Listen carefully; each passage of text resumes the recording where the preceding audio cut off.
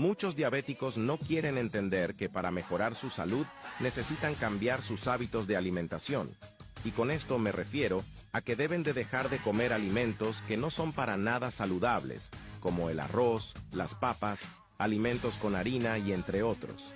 El problema está en que muchos no saben cómo reemplazar esos alimentos.